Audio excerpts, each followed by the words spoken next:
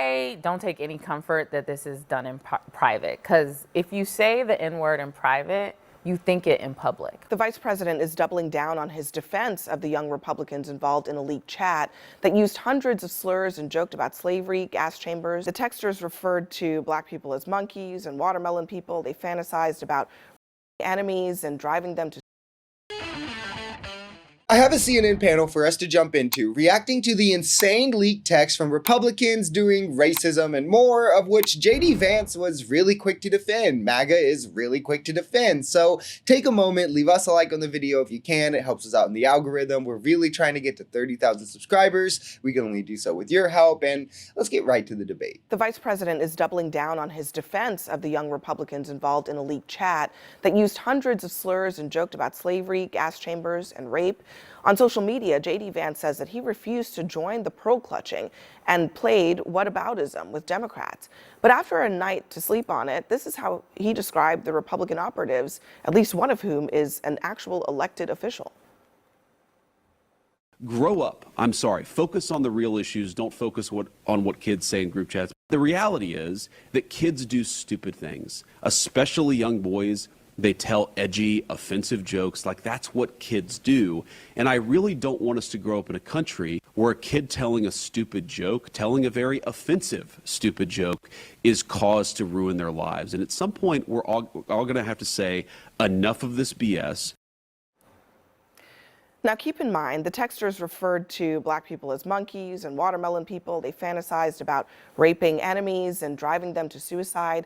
They supported slavery and sending political opponents to gas chambers. It's gross and vile language, and I know it's young Republicans, but many of them are adults, mind you. I believe one of them who was saying like the anti-Semitic stuff especially was like 31 years old. There's an elected official, as well as like many staff handlers among those texts. We have the video of the Republicans handler who has the flag behind him with the Nazi symbol on it. Like, this is who the Republicans are nowadays. All of these people serve the public in one way or the other and are not only clearly racist, but being defended for it from the top of our political atmosphere. JD Vance, Donald Trump, who have came out and said they refuse to condemn it right after saying that the left has a rhetoric problem. The left is extremist and can't condemn their extreme rhetoric, talking about the Virginia AG text. Now, all of a sudden, when they're confronted with blatant racism and Nazism on their side, it's, oh, well, why all the pearl clutching rhetoric doesn't matter? I thought rhetoric did matter, right?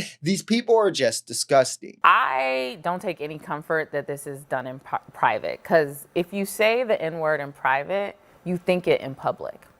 And that means that at some point in my life, I may be sitting across somebody who thinks I'm the N-word. And so that person may be the person who has to give me a job one day, or is a police officer that pulls me over one day, despite being articulate, or he knows what I'm talking about. Gets the call back. Is that an inside joke? It is inside. It's between me and the brother. You gotta watch the show to know what she's talking about. You gotta watch Table of Five. Last time we were on together. Right. But that's what I mean, and that was what it manifests. It means that could be somebody's teacher one day. Or it means that could be somebody's congressperson one day.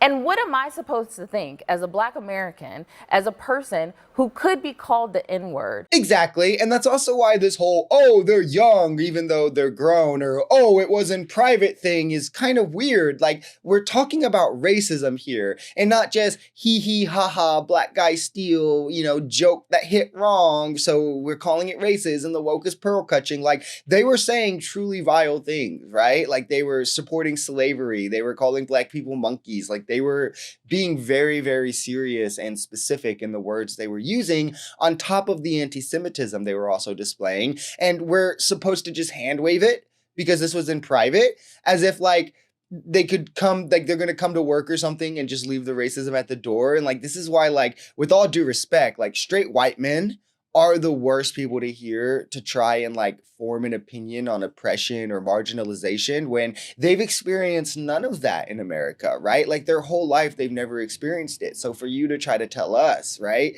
is kind of weird as like, again, if someone can be racist at home, but then when they go out into the public, they leave that racism at the door, or they leave the racism in their group chats. Like, it doesn't work like that. These people live their lives publicly every day. And if you walk through your life and you don't know somebody thinks you're a watermelon person or that you should be raped to the point of suicide.